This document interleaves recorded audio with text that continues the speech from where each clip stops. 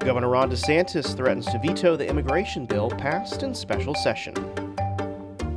You're listening to The Wrap from Central Florida Public Media. I'm Brendan Byrne. Governor Ron DeSantis reiterated his plans to veto a bill passed during the special session of the Florida legislature that cracks down on illegal immigration. He called the measure, quote, weak, and plans to send it back to Florida lawmakers. What the legislature did was provide a lot of window dressing. They provided a lot of money to house illegal aliens. I don't want to house them. I want to deport them. It's the latest twist in the saga that unfolded in Tallahassee this week as lawmakers answered DeSantis' call for a special session on immigration and then quickly rebuked him. Central Florida Public Media's Rick Brunson has been following the session and the fallout all week and brings us up to speed on what lawmakers passed and what the governor wants. Florida's immigration enforcement bill. That's ahead on The Wrap. The big stories this week from Central Florida Public Media. But first, these news headlines.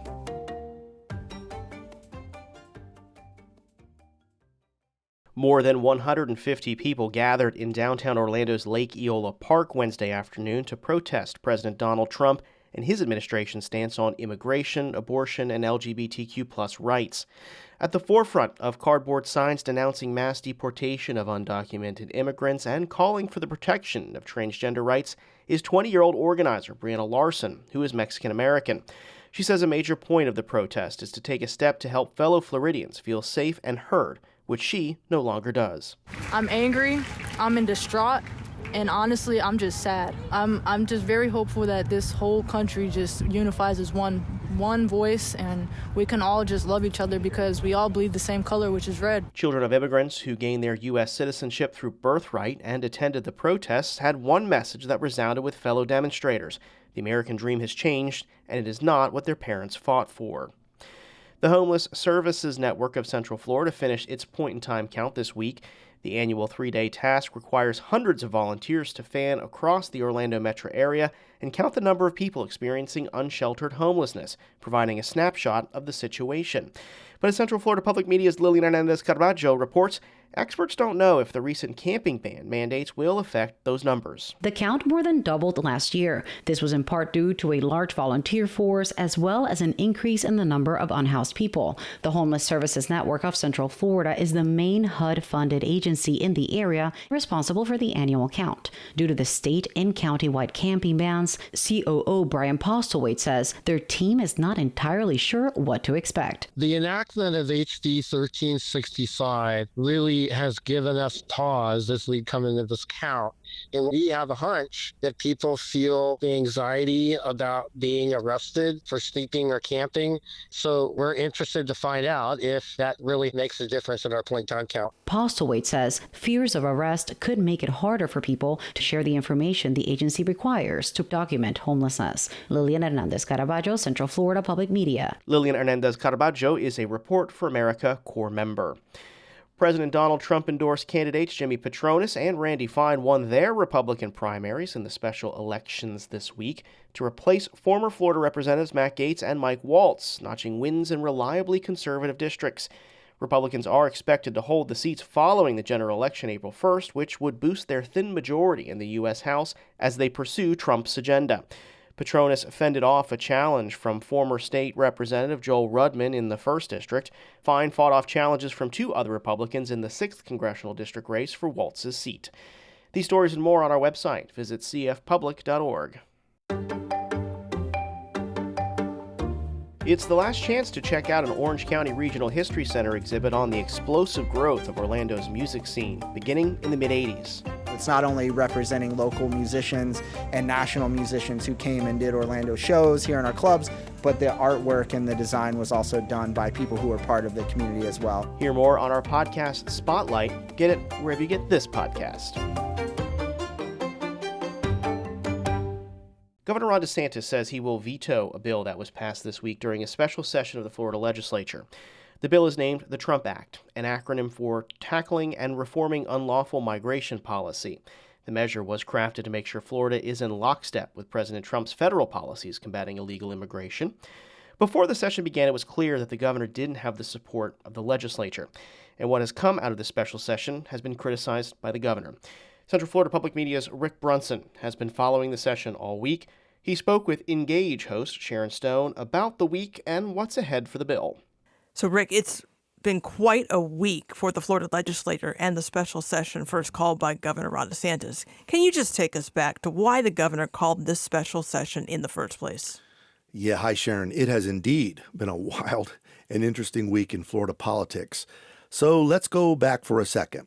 On January 13th, the governor issued a call to the legislature to meet in a week-long special session beginning January 27th, which was this past Monday. When he called for this special session, he issued 4 pages of proposals for lawmakers to deal with on a whole range of issues, from combating illegal immigration, but also to reforming condominium regulation, to replenishing funding for the My Safe Florida Home program, to changing how citizens' initiatives end up on the ballot. It was a lot. So lawmakers dutifully showed up on Monday and gavelled in, but then they quickly gavelled out. And House and Senate leaders said they were going to take control of the special session and deal with just one issue, illegal immigration, and they were going to do it on their own terms. They ignored the legislation that had been filed by allies of Governor DeSantis mere hours before the session began and said they were going to focus on crafting one bill that they called the Trump Act that was put forward jointly by Republicans Lawrence McClure of Dover in the House and Joe Gruters of Sarasota and Randy Fine of Melbourne in the Senate. Then came the mad rush to debate and pass the bill swiftly within 48 hours, which they did on Tuesday night just before 9 p.m. The vote to pass was 82-30 in the House and 21-16 in the Senate. What's interesting to note is that 6 Republicans, allies of the governor, voted no on the bill with all of the Democrats. Thank you, Rick, for breaking down and keeping up with all of this. So, what is in the bill? So this piece of legislation is 84 pages long and will cost taxpayers at least $500 million if it becomes law. Now, here are the main points of what it does. It creates a new Office of State Immigration Enforcement and makes Commissioner of Agriculture Wilton Simpson the state's chief immigration officer. His job and the job of this office would be to make sure the state of Florida coordinates and cooperates with federal immigration enforcement authorities as they implement President Trump's policies.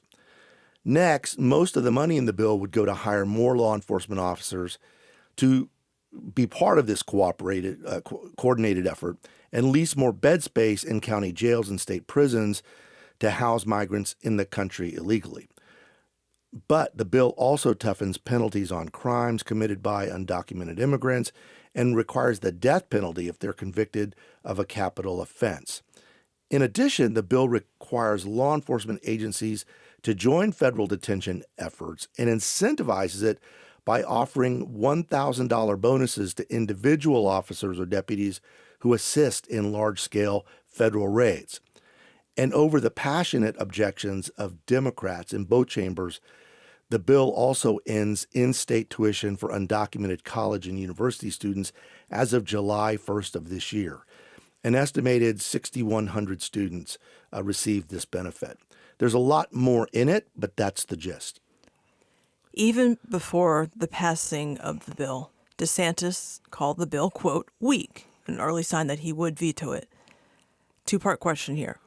What is it about the bill he disagrees with? Does he still plan to veto it as well? Yes. He was in West Palm Beach this morning at a roundtable event with local law enforcement officials and the press, and he made very clear that he's going to veto what he called, quote, this swampy piece of legislation, unquote. In fact, he called the bill, and I'm quoting here, a very grotesque, weak piece of legislation, unquote. He said he disagreed with how the process was rushed and that lawmakers didn't have enough time to read what was actually in the bill.